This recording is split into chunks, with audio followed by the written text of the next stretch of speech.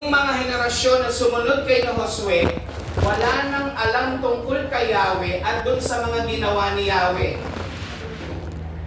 So, ito po ay ako po ay namamanig sa inyo personal dahil ako po ay galing na rin sa anak po ng pastor at may anak na din po. So, from second generation at ngayon po na pastor na din, may call po ngayon mga kapatid. Sa totoo lang, kung ang pastor po ay endangered species, lalo na daw po yung susunod na henerasyon, higit lalo yung mga anak, mas endangered pa raw yun. Ano po? Dahil kung ang sabi ni Jesus, the harvest is plenty, but the laborers are few. Pero sa ngayon daw po, the harvest is plenty, but the laborers are quite old. Hindi po. Sa totoo lang, ginagalang natin ang wisdom ng mga old generation. Ako po, papunta na rin doon eh. Medyo hindi ko na rin ibinibilang yung sarili ko na bata. Dahil magka-40 na po ako, ilang taon na lang. Pero kung titignan po natin ang katotohanan, dito lang po sa hanay natin, sino po kaya ang susunod sa atin? Ako po, pag lumilingon ako, parang ako lang halos ang 30 plus. Pag tumitingin po ako, sino ba ang paghalimbawa po, kinuha lahat ng Panginoon yung matatanda, sino kung kasama ko rito? Hindi po, doon lang tayo sa realidad. Hindi po ba? Doon tayo sa realidad. Kanino may iwan ng CPA? Sino ang susunod sa yapak natin? So ito po ay, it hits very hard, lalo na po sa akin. Dahil ako nga po ay anak ng pastor. So dalawang bagay po makikita natin dito. Pag-aralan po natin. Ang sabi po ng ating teksto, again, they did not know Yahweh. Hindi po ako naniniwala na yung henerasyon na yon, hindi nila talaga alam si Yahweh. Alam nila yon.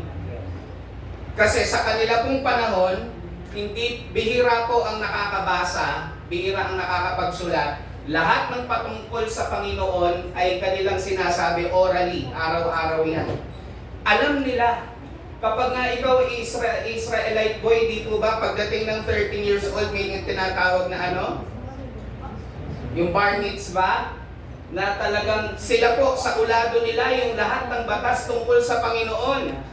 Pero how come na sinasabi dito, hindi nila daw alam si Yahweh. So, ang ibig sabihin, they may know about Yahweh but do not have covenant relationship with Yahweh. Pwedeng lumaki sa Sunday school, alam ang tungkol sa Panginoon, pero wala talagang relasyon sa Panginoon. Perhaps they know about God as a character, pero hindi talaga nila kilala personal ang Diyos. At ang pangalawa, they did not know the work. Ibig sabihin, nakarating sila ng promised land pero hindi nila alam kung paano naghimala ang Diyos sa dagat na pula.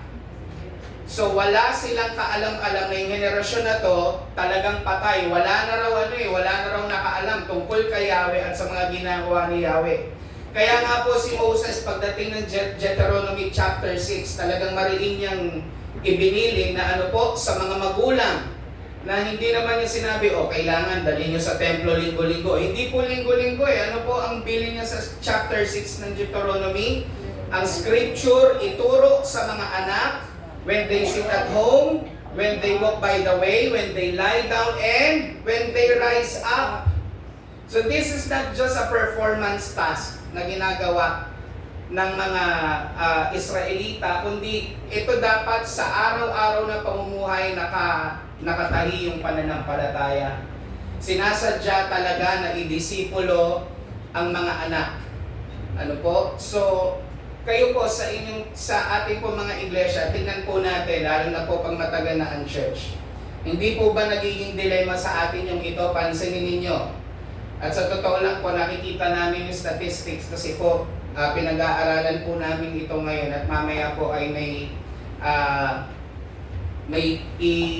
i-invite ko po kayo no, na tignan po natin ito ng seryoso na alam yung mga batang lumaki sa Sunday school, minsan sila pa yung mga first honor sa BBBS, Tapos bakit kaya karamihan? Sa totoo lang po, 70 to 80% pagdating ng nagtatrabaho, biglang nawawala sa church. Nakita niyo yan sa mga churches, no? Nung kabataan, talaga namang halos araw-araw sa church. Talaga namang andyan yung init. Nung nagkatrabaho, biglang nawala. Parang yung relasyon nila sa Panginoon talagang biglang nag-die down. At ito po ay realidad at higit lalo po nakakalungkot nangyayari sa anak po ng mga pastor. Kasi po wala namang ibang gustong atakihin ng kaaway kundi ang pastor eh. At minsan kapag matibay yung pastor, okay lang na siya ang atakihin pero ibang usapan pag pamilya na. Pag anak na yung tinira, syempre yan ang kahinaan ng pastor eh. Tayo pa man din, napaka-relational natin. Kaya nga, di ba sa ating mga Pinoy, yung pinakamasamang mura kasali yung nanay. Kasi ako na lang, huwag na yung nanay ko. Pag kinanti mo yung nanay ko, talaga naman. O di ba? So sa atin, ganun eh. So, kung meron mang talagang unang titirahin bago yung mga kabataan sa loob ng church, ang primary nila, yung mga anak ng pastor. Ng mga ng mga kampo ng kadiliman na ito. Kasi syempre, para mapag-take down mo ang pastor, walang ibang uunahin kundi yung pamilya. So, makikita po natin, ang current crisis po talaga ngayon ay yung exodus ng mga anak ng pastor. Kasi po, many of them are not just living the ministry, but many of them are living the faith. So, bakit ko po ito binabanggit sa inyo? Sino po dito nakakilala kay Pastor Dong Campoy? Do you know Pastor Dong Campoy? Yung pastor na dating beggar sa Luneta, namamalimos lang, ngayon ay pastor na. Biyaya ng Panginoon, pinagpala sila ng Diyos at isa sa mga anak niya na nagpapastor na, babae po si Pastora Hadasa, inilagay sa kanya ng Panginoon yung burden na ito para sa mga anak ng pastor. Kasi po mabigat. Kasi siya, dumaan siya sa maraming kalokohan ng anak ng pastor. Kabilang po ako. Ako dami ko rin kalokohan dati. Hindi ko kasi maintindihan yung buhay namin. At minsan, kahit na anong sabihin ng pastor sa anak, hindi maintindihan. Kagaya natin, pag tayo at sa manggagawa, hindi magkakaintindihan. Pero pag tayo magkakaharap, iyak lang, alam na natin. Tayo nagkakaunawaan, tama po ba? So, sino makakaunawa sa mga anak ng pastor? Tsako, yung mga anak din ng pastor. Sila din ang makakaunawa. So, inilagay po sa kanyang puso ito na magbukas ng isang ministeryo na long term para sa mga anak ng pastor. Kasi po, epidemic po talaga. Hindi po nagkataon mga kapatid na siya ay naging administrator. Ewan ko po kung narinig niyo ito, but this is a worldwide movement, yung 1 billion soul harvest sa Korea. So yun po ay 2033, kaya 1 billion soul harvest. Ito po ay samahan ng worldwide evangelical churches na naglalayo na pagdating ng 2033 sa 1,000 years na resurrection ni Jesus, magkaroon ng 1 billion souls na mga harvest sa buong mundo. At administrator po siya doon. At nung binuksan niya ito, alam niyo po, sabi ng pinaka-administrator, lahat po yan, buong mundo. US, Asia, Europe, pati Middle East. Nung narinig po ito, gustong pumunta nila dito sa Pilipinas at dahil po yung mga anak nila, problema din nila. Mga pastor po ito. E di nagkaroon po kami ng group chat, mga anak ng pastor sa Pilipinas, nagulat po kami. Meron ng isang anak ng pastor ng isang malaking church. Kilala natin church ito, buong Pilipinas, malaking church ito. Anak siya ng pastor noon. At ito ay nagtuturo ng marriage, ng family. Pero yung mismong anak na yon, nagbubukas siya sa chat. Hindi ko alam kung talagang sinadya niya ba yun. O dahil alam niyang lahat ng anak ng pastor ay nandun at maiintindihan siya. Sabi niya, ayoko na nga ayoko na lang maging Kristiyano. Ayoko na rin ang apelido ko kasi nalalaman nila na tatay ko yun. Naniniwala ako sa Diyos pero hindi ako naniniwala sa tatay ko. Mga ganung salita. May pamilya na to itong sinasabi ko sa inyo. So mula bata, nakita niya na yung sakit ng paglilingkod ng magulang niya. Na sila yung naiiwanan, hindi nauunawaan, yung paglilingkod at pagbibigay buhay. So, ito po ay isang bagay na dapat nating bigyang pansin. Kasi sabi ko nga po sa inyo, kung tayo ay kuhanin ng Panginoon, paano na yung susunod na henerasyon? Paano po natin ito pinaghahandaan? Paano po tayo kaseryoso? Na yung, kasi po ako naniniwala, nung pong inanoint ni Yahweh si Aaron, kasama po yung pamilya. Hindi po ba? Hindi lang si Aaron ang inanoint. Alam natin yun, it is with his family.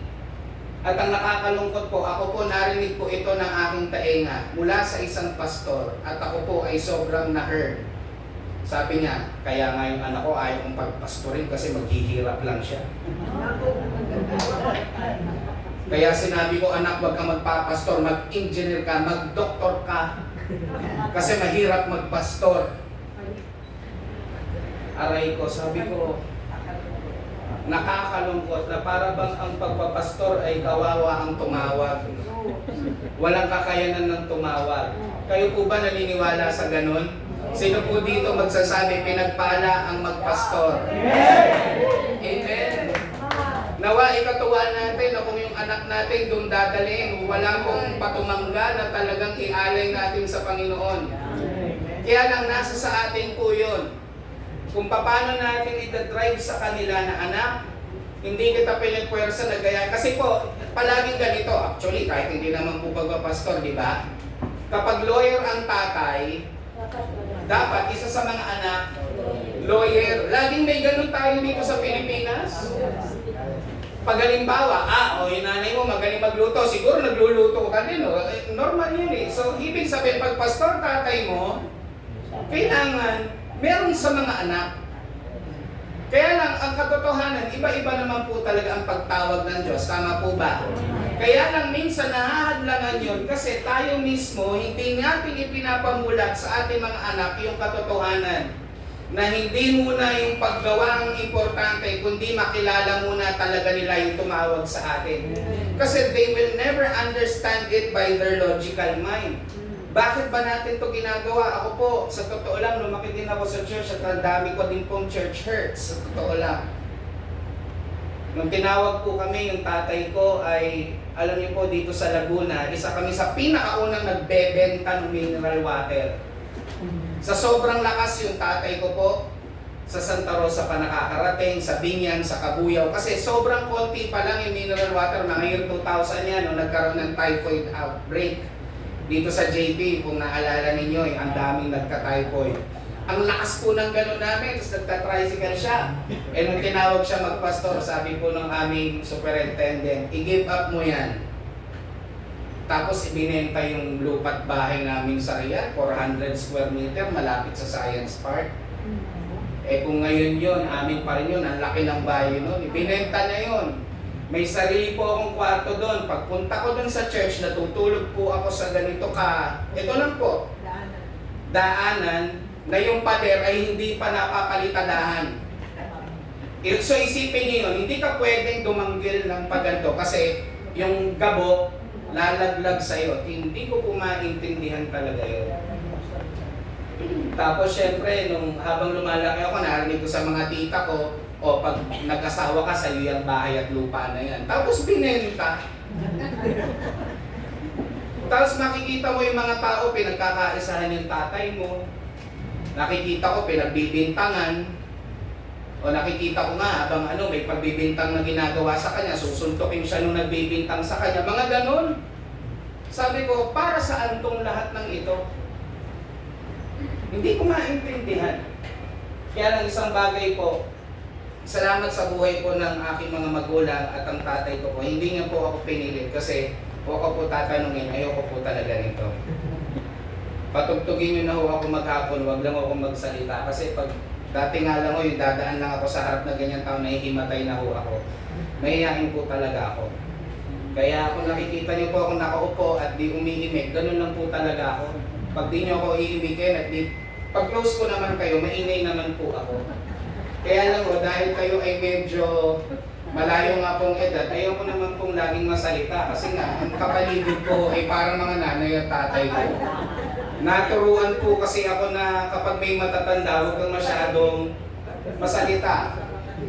Eh wala akong kapagang dito eh. Yung isang kasama ko si Mark Ancheta, wala dito. Kaya natutuwa ako kapag may nagpaparegister na pastor na medyo 20-30, sinasabi ko, huwag mo naman akong iwan dito. Umagan ka naman lagi. Right. So, mga kapatid, gusto ko pong iwan ito bilang paalala sa atin yung pong sinabi ni David kay Solomon. Bago po kasi mamatay si David, binanggit niya po ito kay Solomon. 1 Chronicles 28:9. Sabi po ni David, "And you, Solomon, my son," tignan niyo po ito "know the God of your father, and serve Him with a whole heart and with a willing mind." Biruin niyo po how specific na binanggit ito ni David kay Solomon. Know the God of your father. Ibig sabihin, hindi sinasabi ni David kay Solomon na, alamin mo itong historical God na ito mula sa panahon pa ni Moses. Hindi. Sinasabi niya very personal. Itong Diyos na ito, the God who pulled me from the sheepfold, the God who delivered me from the lion and the bear, alamin mo ito, ang Diyos na ito na nagpatawa din sa akin nung ako ay nalaglag sa pagkakasala, pumatay ako ng tao, nangalunya ako. Kilalanin mo itong Diyos na ito, Diyos ng iyong Ama. It is very relational. Kasi baka mamaya yung pagkakilala lang ng mga anak natin sa Diyos, kaya ganun yung kanilang kaisipan, ay dahil lang sa ginagawa natin. Pero hindi talaga natin na i-relay sa kanila sino ba talaga ang Diyos natin ito. So ito po ay paalala sa atin na nauna yung know the God of your father bago na sumunod yung and serve Him. Madalas isinuga na lang natin yung mga anak sa paglilingkod pero hindi natin na ipapaunawa sa kanila yung Diyos mismo na ating pinaglilingkuran. Kaya muli po, ito po ay paalala sa atin kasi po kagaya ng nangyari na po sa kanila. Isang henerasyon ang sumulpot. Malamang po may mic po dyan na bukas. Wala po ito. Isang henerasyon po ang sumulpot nang hindi nila kilala si Yahweh o yung mga ginawa ni Yahweh. Alam po natin gaano kaganda na meron po talagang nagtuturo. Kagaya po ni Timothy. Ano pong banggit ng Bible? Sino pong naging nagturo sa kanya? Yung lola at yung nanay niya. Si Lois at si Eunice. Kaya naging ganun si Timothy, bata pa lang, nagpastor na siya dahil may itinuro na mga magulang niya. Ano po? Kaya lang, ang katotohanan po, minsan at madalas, tayo po, nandun naman yung puso natin para sa ibang tao at naniniwala ko, mahal din po natin ang ating mga anak at ating pamilya. Tama po ba? Pero may mga pagkakataon mga kapatid, na kahit na anong gawin natin, mas magandang may ibang tinig na magsasalita sa kanila, na makakaunawa din sa kanila, na mauunawaan nila na yung paglilingkod ng mga magulang mo ay para din sa iyo. At malamang po may tawag din sa Panginoon yan, kaya lang hindi pa niya na-discover kasi nga ang nakikita lang niya yung mga hurts o kaya yung mga pangyayaring hindi maganda. So, bago po tayo mag-pray, gusto ko pong i-invite kayo dito. Ito po ay isang ministry, ang tawag po ay Safe Place Ministry. So meron pong seminar na gagawin sa Parañaque po, March 20 and 21. Ang alam ko po, 500 pesos lang po ito. At yung pong sinasabi ko sa inyong International Director ng 1 Billion Souls ay pupunta po dito para mag-join. So this will go places. Pinag-uusapan na po agad ang Dubai. Actually po, papunta na dapat ng Dubai, nagkaroon lang ng gera. Kasi po, gustong-gusto na nila doon. Ipinresent po ito sa Dubai, ni na Pastora Hadassah. Mga taga-Uganda, pinag-aagawan po siya. At itong ministry na to, kasi umiiyak po literal yung mga pastor. sinasabi nila, kailangan ko yan. Ang galing-galing ko, pero yung anak ko nagdodroga. Mga ganun po. Di po ba? Okay, hindi naman po naglingid sa atin. Si Morris Cerulo, napaka-anointed niya, pero may anak din siya na naging problema din. Kasi po, bakit? Meron po talagang halagang binabayaran ng mga pastor. Tayo po, tama po ba? At di maya alis yun, isa doon, pamilya po natin. Kaya po, kung nais nyo po na dumalot po doon, makipag-ugnayan po kayo sa akin, March 20 and 21, para po sa lahat ng pastor at pwede din po ang anak ng missionaries kasi po napaka-importante nito. Yun nga po ang patotoo. Isang anak ng pastor sa napakalaking denominasyon na kilala dito sa Pilipinas, hindi niya ginagamit yung apelyido niya para hindi siya makilalang anak siya ng pastor na yun. At habang binabasa namin yung kanyang chat, sobrang nakukurot ang puso namin na talagang kasama po sa koste. Pero salamat po dahil may nagbukas sa din itong ministry na maipaunawa. Alam ko po meron sa inyo na nakikita nyo na may tawag ang mga anak nyo sa Diyos, kaya lang nahihirapan pa silang i-discover. Baka po makatulong ang ministry na ito para maipamulat sa kanila na hindi po kalubihang magbigay talaga ng buhay sa Diyos. Amen? Na yung balon na hinukay ng mga magulang niya ay ipagpatuloy na lang din at huwag nang umukay pa ng ibang balon pa. Ano po? Na yung pinaglilingkuran nating Diyos, He is a generational God. Pag po siya nagpala, di po ba from generation to generation? Kaya wag po tayong mawalan ng loob. Kung ang ating mga anak po talaga may pinagdadaanan, talaga pong ganun eh. Ako po, yung panganay ko po nandyan sa CCSA. Ang sabi ko nga nung nalulungkot nga po ako kasi nagsara na yung JLCF. Yung school naman po ni Pastora Cecil, malayo-layo sa amin. Gusto ko sana sa Christian school, kaya nang kinausap din ako ni Lord doon. Sabi, kailangang mamulat sila sa katotohanan ng buhay. Kaya, in-elementary school ko ng public. At kaya nakikita lalo ng panganay ko, ang dami niyang tanong. Sabi ko, pag hindi ko pinakawalan to sa ocean, di niya makikita lalo yung lawak ng biyaya ng Diyos. At yung katotohanan na kailangan nating maging ilaw.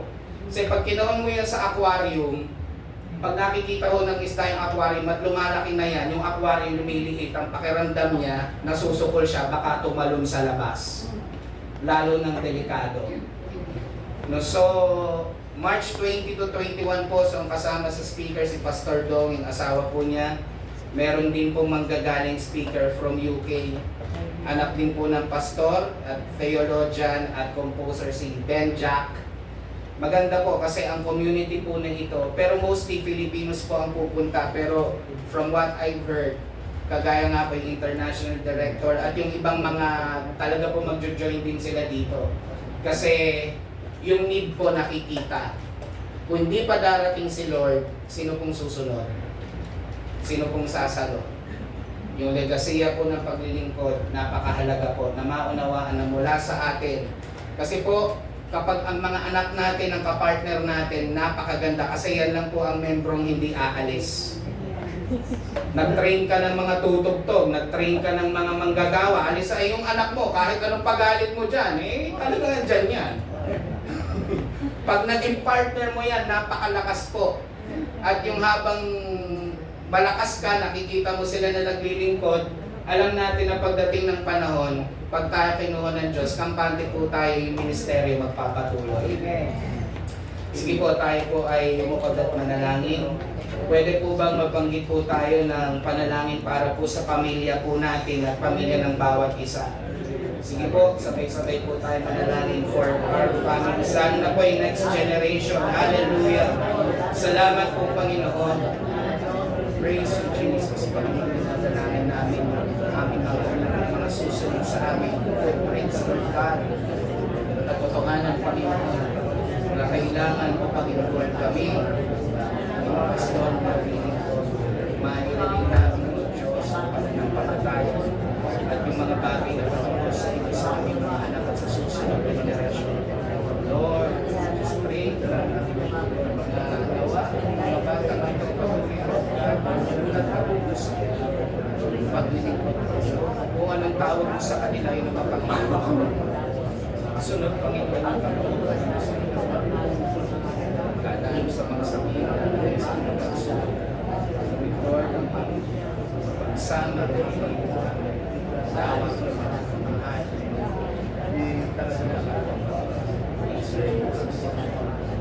Sinilang sa Panginoon.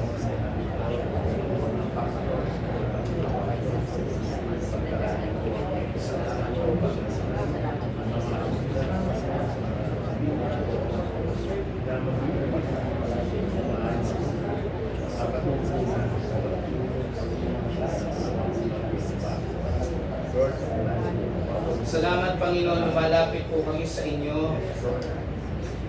Alam namin ang paglilingkod namin ng buhay namin sa inyo. Ngunit, Lord God, hindi maiiwasan po ng mga ganitong pagkakataon.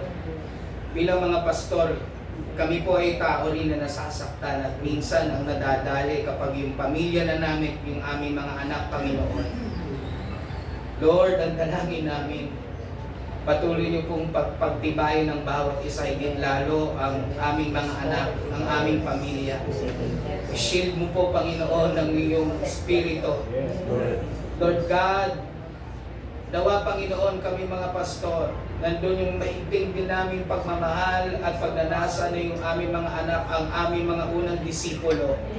Bago pa, Panginoon, ng Iglesia, our family is our first ministry.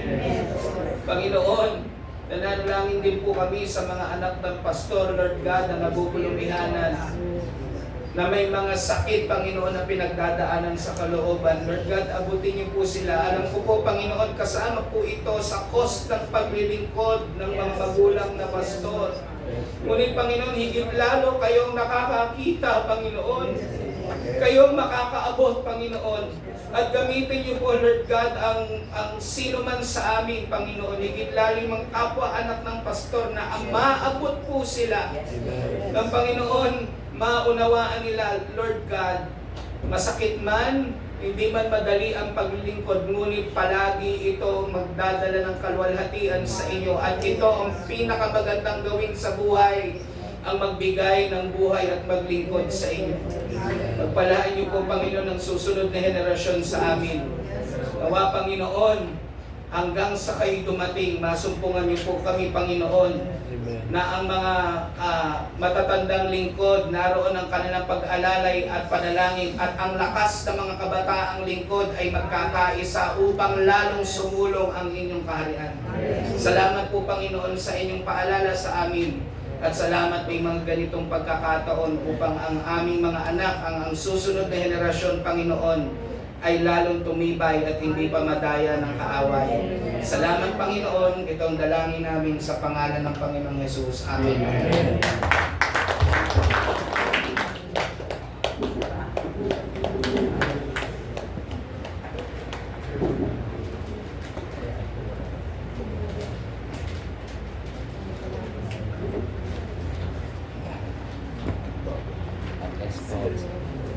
Nagpana ka ng Diyos. At saka doon,